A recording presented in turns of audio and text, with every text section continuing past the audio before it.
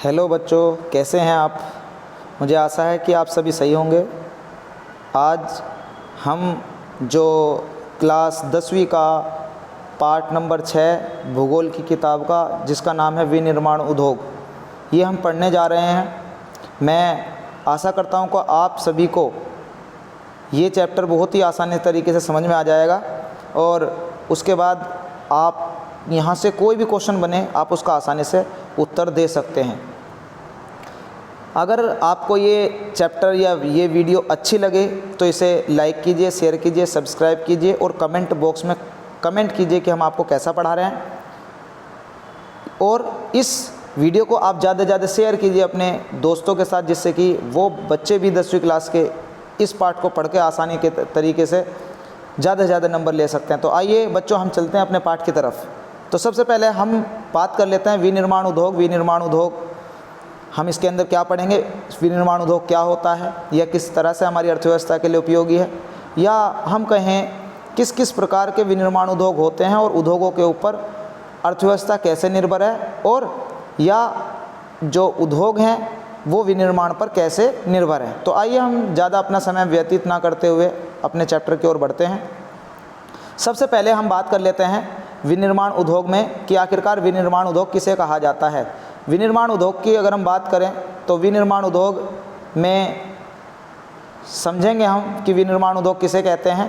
उससे पहले समझने के लिए हमें जो देखना पड़ेगा कि आखिरकार विनिर्माण उद्योग होता क्या है, यानी कच्चे माल को मूल्यवान वस्तुओं में परिवर्तन करना ही क्या कहलाता है, हमारा विनिर्माण कहलाता है। यानी जब हम कच्चे माल को उपयोगी वस्तुओं में बदल देते हैं तो उसको क्या कहा जाता है, विनिर्माण कहा जाता है। उसके लिए की गई जितनी भी क्रियाएं होती हैं वो सारे विनिर्माण उद्योग में आ जाएंगी। जैसे कि हमने कहा जो गन्ना है, गन्ने से हम गुड़ बनाते हैं, चीनी बनाते हैं, ये सभी क्या है, जहाँ गन्ने से चीनी बन रही है वो सभी विनिर्माण उद्योग हैं।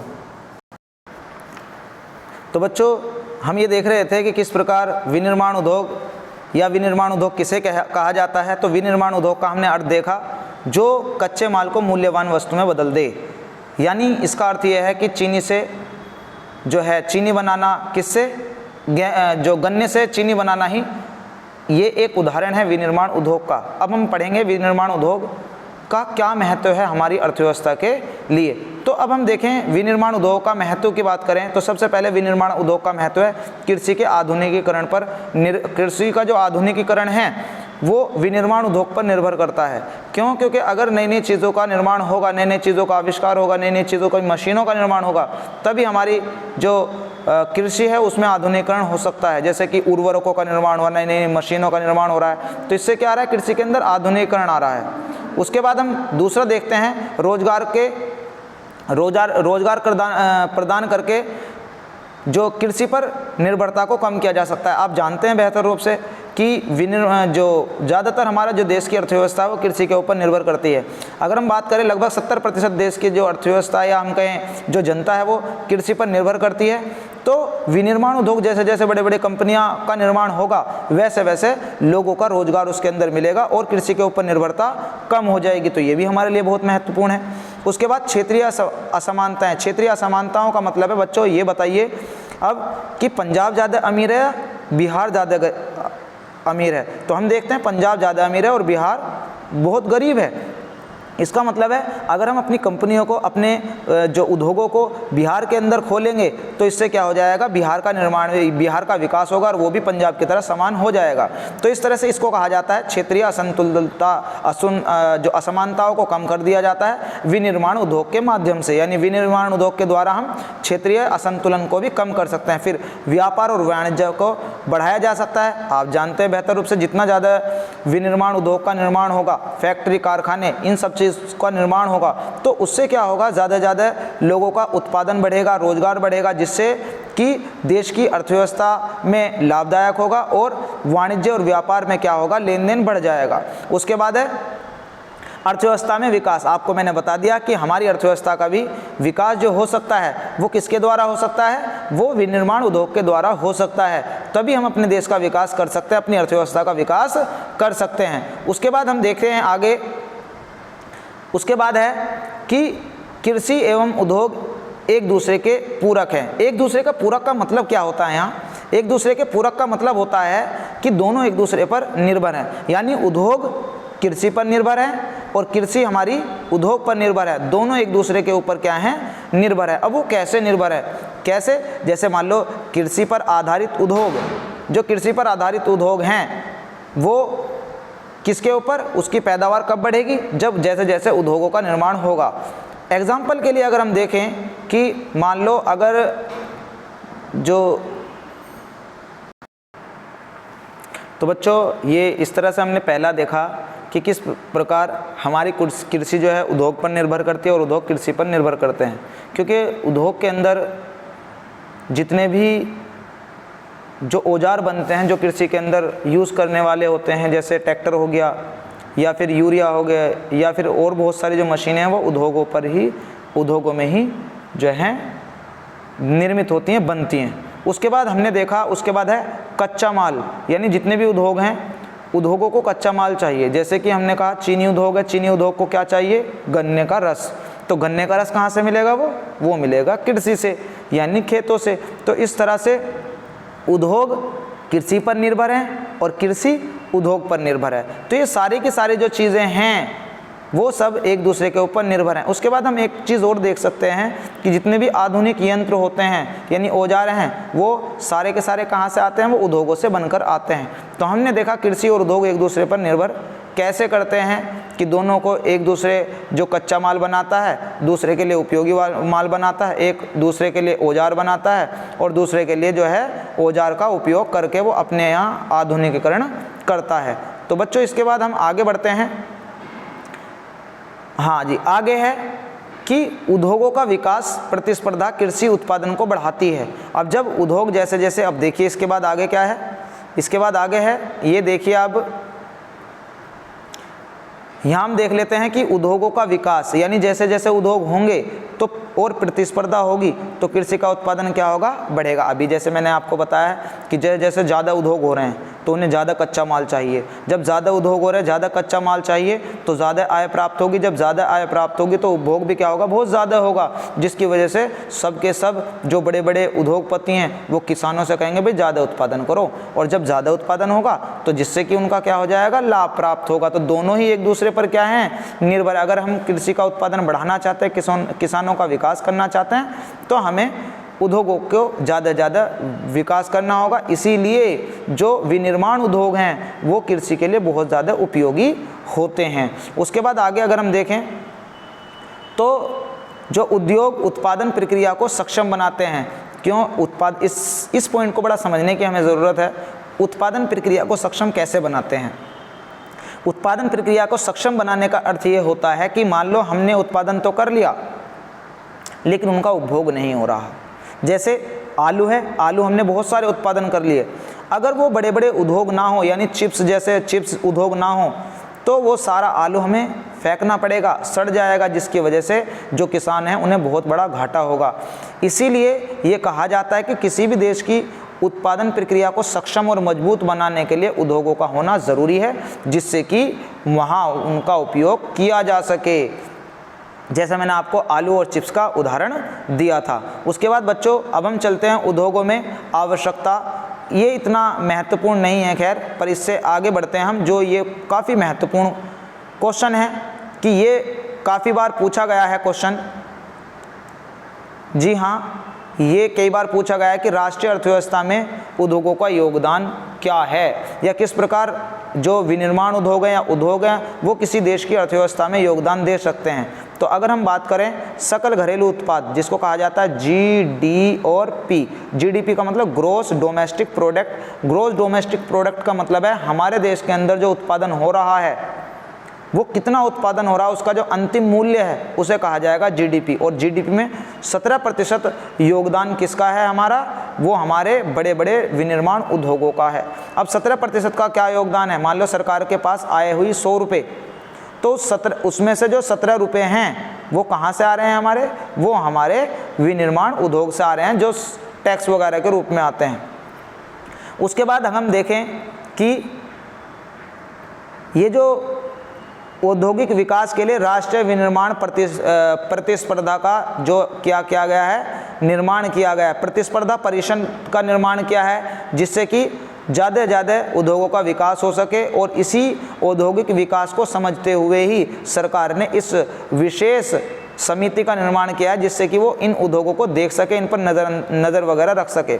उसके बाद रोजगारों में वृद्धि, आप ये तो बेहतर रूप से जानते हैं कि जैसे जैसे उद्योगों का विकास होगा, विनिर्माण उद्योगों का विकास होगा, वहाँ ज़्यादा से ज़्यादा लोगों की आवश्यकता होगी काम करने के लिए, और जब काम करेंगे तो लोगों की रोजगार में क्या होगा, वृद्धि होगी, और उससे हमारी आर्थिक स्थिति में क्या आएगा, सुधार आएगा, गरीबी कम होगी, विकास ज़्यादा होगा।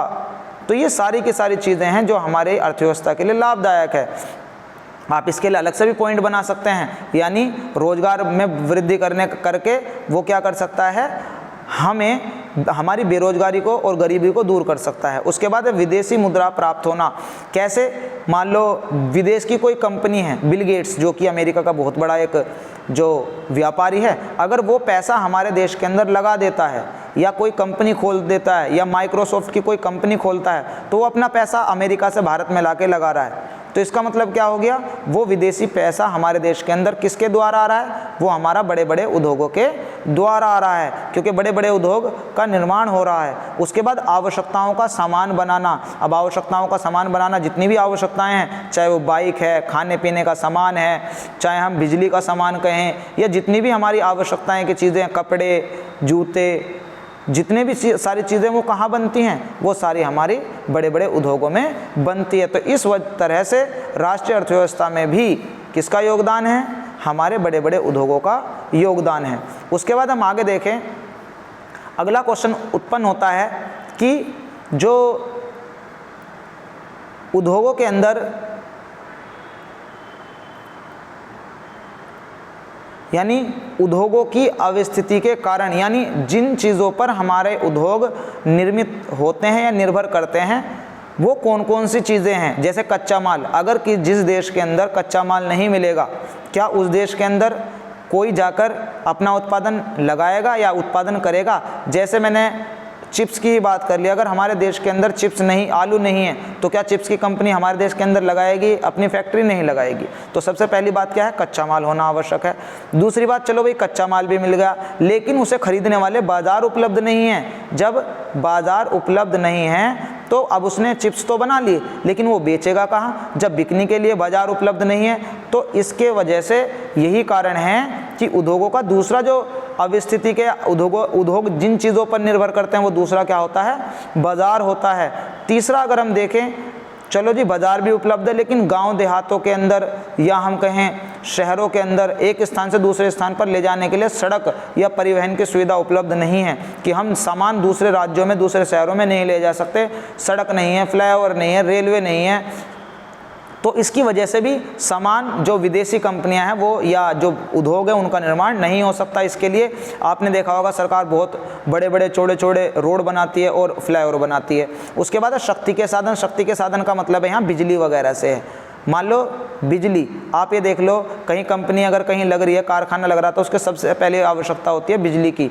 तो बिजली भी उद्योगों को निर्माण करने में एक महत्वपूर्ण भूमिका निभाती है, जिसकी वजह से जो उद्योग हैं उनका निर्माण होता है, वो लगते हैं। जिस क्षेत्र में लाइट नहीं आती वहाँ कंपनियां भी अपना उत्पादन नहीं करेंगी। दूसरा पूंजी, ये भी एक महत्वपूर्ण साधन है, कारक है, जिसके द्वारा उद्योगों का निर्माण होता है। क्योंकि अगर हमारे पास पैसा ही नहीं है तो हम उद्योगों का निर्माण कैसे कर सकते हैं।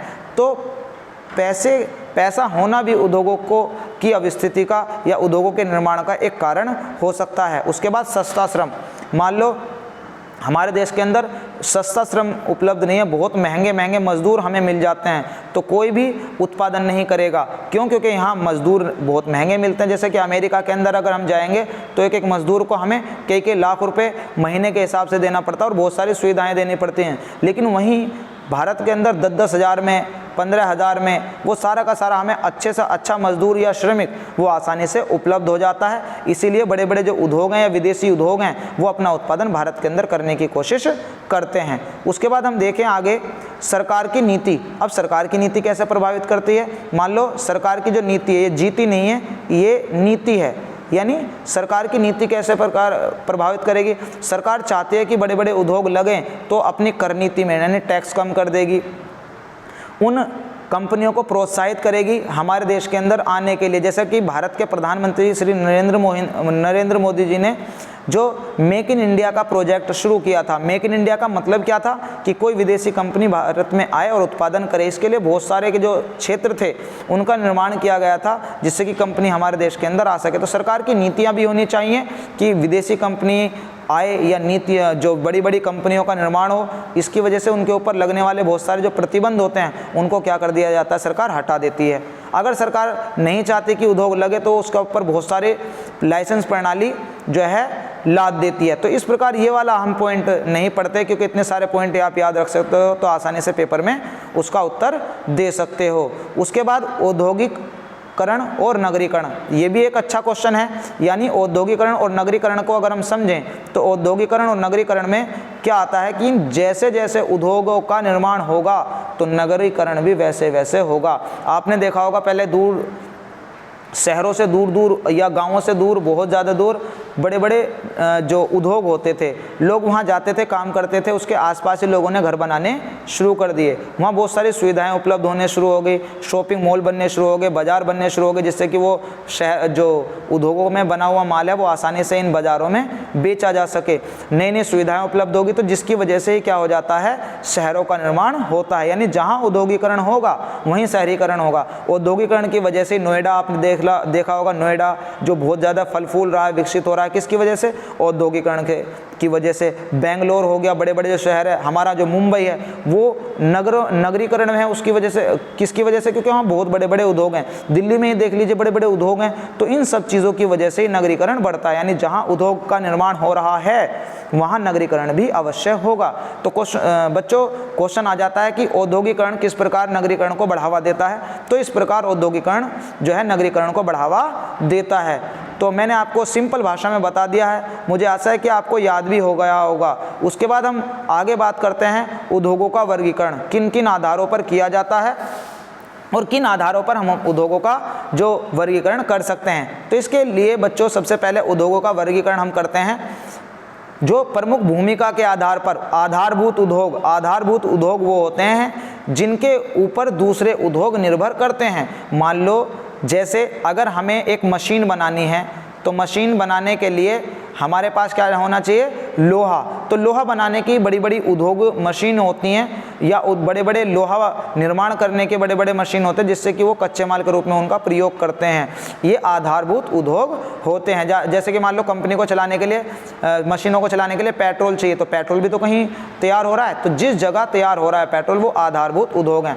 उपभोक्ता उद्योग कौन से उद्योग होते हैं, जो वस्तुओं के उपभोग करने के लिए बनाई जाती हैं, जैसे कि ब्रेड, मक्खन, पनीर, ये सारे के सारे क्या हैं, उपभोक्ता उद्योग होते हैं। उसके बाद हम आगे बात कर लेते हैं कच्चे माल के आधार पर जो उद्योग होते हैं। कच्चे माल के आधार पर हमें कृषि से मिलता है कच्चा माल, भाई खेतों से मिलता है, तो वो हो गए कृषि आधारित उद्योग। जैसे कि चीनी उद्योग है, चीनी बनती है जिस कंपनी में, तो उन्हें गन्ना चाहिए, और गन्ना कहाँ से मिलेगा, चीनी से। गन्ना कहाँ से मिलेगा, कृषि से। तो कृषि आधारित उद्योग हो गए।